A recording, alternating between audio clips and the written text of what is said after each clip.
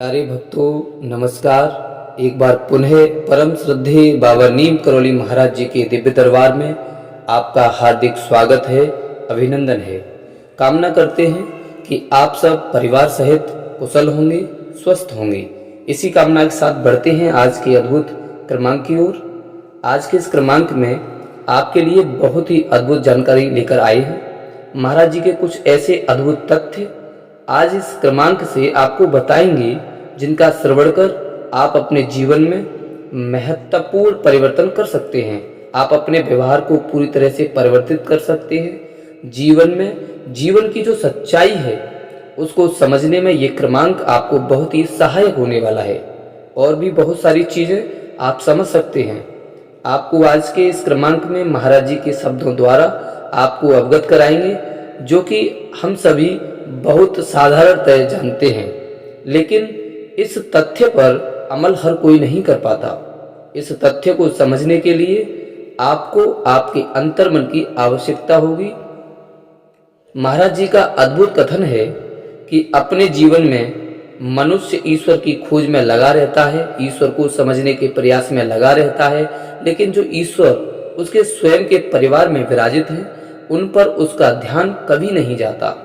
आपको बड़े ही सरल शब्दों में महाराज जी बताना चाहते हैं, ईश्वर कौन है? आप सभी जानते हैं, आपके माता पिता ही आपके ईश्वर हैं। महाराज जी इसी कथन पर एक बात और जोड़ते हैं। महाराज जी कहते हैं कि जिस घर में, जिस छत के नीचे माता पिता विराजित हैं, वहां पर स्वयं ईश्वर का वास होता है। ऐसे व्यक्ति को जिसके माता पिता स्वयं विराजित हैं, उसको ईश्वर के खोजने की कोई आवश्यकता है ही नहीं। यदि वह अपने माता पिता की अंतर्मन से सेवा करता है तो ऐसे व्यक्ति से इष्टगण सारे ईश्वर संपूर्ण सृष्टि स्वतः ही प्रसन्न हो जाते हैं। माता पिता का आशीर्वाद जिसके साथ रहता है, ऐसा व्यक्ति जीवन में कभी भी किसी भी मोड़ पर हार नहीं मानता और ना ही वो कभी भी हारता। आज के समय में क्या हो रहा है? आज के समय में यदि आप देखेंगे तो हर परिवार की एक ही समस्या है, एक ही परेशानी है कि एक ही छत के नीचे माता पिता के साथ बहुत से लोगों की नहीं बनती। अब आप स्वयं सोचें कि आप माता पिता के कारण ही इस धरा पर हैं। आप अपने जीवन में जो जो श्वास ले रहे हैं, जो जो कार्य आप कर रहे हैं, जितने भी बड़े व्यक्ति आप बन गए हैं, जीवन में यदि माता पिता नहीं होते तो क्या यह हो पाना संभव था? शायद नहीं। पहले तो संभव ये हो ही नहीं सकता कि इस संसार में आपकी कोई उत्पत्ति होती, बिल्कुल नहीं हो सकता था।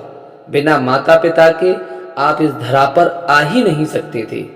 अब ऐसे माता पिता जिन्होंने आपको यह पूरा संसार दिखाया, आज जिस मुकाम पर आप हैं, आप एक सफल व्यक्ति के रूप में हो, सफल व्यवसायी के रूप में हो, चाहे सफल ज्योतिष के रूप में हो या फिर सफल डॉक्टर के रूप में हो, या कोई भी, या जिस भी पद पर, जिस भी क्रम में, जिस भी प्रतिष्ठा के साथ अपना जीवन जी रहे हो, यह सब उनका ही आशीर्वाद है और ये सब माता पिता का ही है।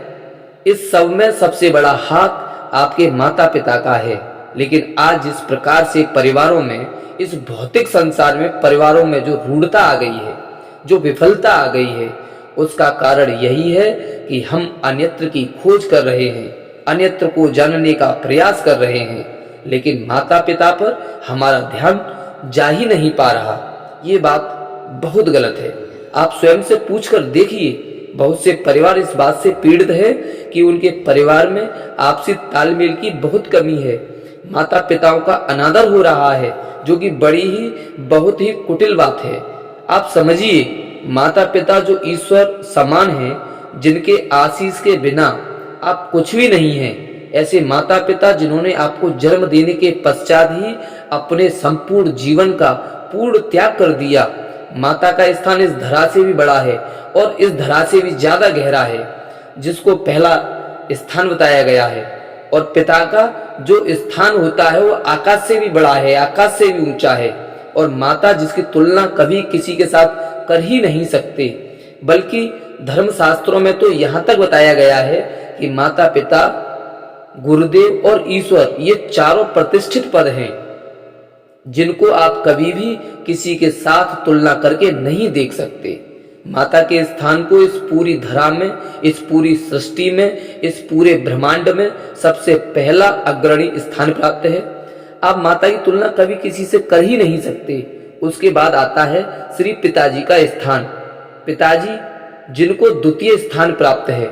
पिता का साया जिस घर में होता है वह धनहीन होने के बावजूद भी एक ऐसे अमूल्य रत्न से परिपूर्ण होता है जिसकी सब परिवार तुलना नहीं की जा सकती। उसके बाद स्थान आता है श्री गुरु जी का, जिन्होंने हमें जीवन में आगे बढ़ने के लिए मार्ग दर्शित किया, जिन्होंने ईश्वर को ढूंढने के लिए हमें ज्ञान दिया, जिन्होंने ना जाने जीवन में कितनी महत्वपूर्ण शिक्षाएं दी, जिस ज्ञान से आज पूरी तरह से इस समाज को शिक्षित करने का कार्य आप कर रहे हैं। ज्ञान आया कहां से? श्री गुरु नहीं होते तो वह ज्ञान कहां से आता? कौन देता आपको ज्ञान, और ज्ञान आपको दिया किसने? उसके बाद है ईश्वर, आपके इष्ट जो कदम कदम पर, हर पग पर आपके साथ चलते रहते हैं, आपको कई बुराइयों से बचाते हैं, कई अनिश्चितताओं से बचाते हैं, आपको गलत मार्ग पर चलने से रोकते हैं। ये है वो चार प्रतिष्ठित पद जिनकी हमको कभी भी मर्यादा नहीं लागनी चाहिए। और बात फिर वहीं पर आ जाती है कि आज ऐसे माता पिता और गुरुजन जिन्होंने हमें ये जीवन दिया, उनका, ईश्वर का हम अनादर किए जा रहे हैं।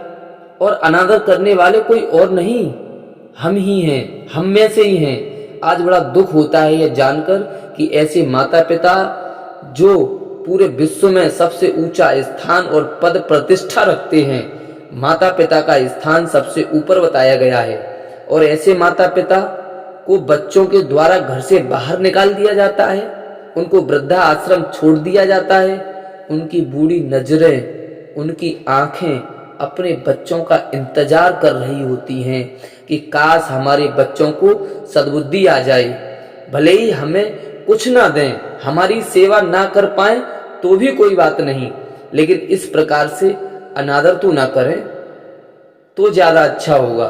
आप खुश होना चाहिए आपको। ये वही माता पिता हैं जिन्होंने आपके पहले कदम को चलना सिखाया, जिन्होंने उंगली पकड़कर आपको पहला पग आपका इस धरा पर रखवाया। ऐसे माता पिता का अनादर कैसे कर सकते हैं आप? बहुत ही गलत बात है। आज एक प्रकार से एक मार्गदर्शन भी है आप सभी के लिए। ऐसा अगर आप करते हैं तो आज से, अभी से ऐसा कार्य करना छोड़ दीजिए। जिस बालक ने, जिस व्यक्ति ने अपने माता पिता का अनादर किया है, उससे पूरी सृष्टि ही रूठ जाती है। आजकल लोगों को पता नहीं है क्या कि हमारे जीवन में जो परेशानी आ रही है, इतनी मेहनत हम कर रहे हैं, दिन रात एक कर दिया है अपने क्षेत्र में, फिर भी हाथ में असफलता ही लग रही है।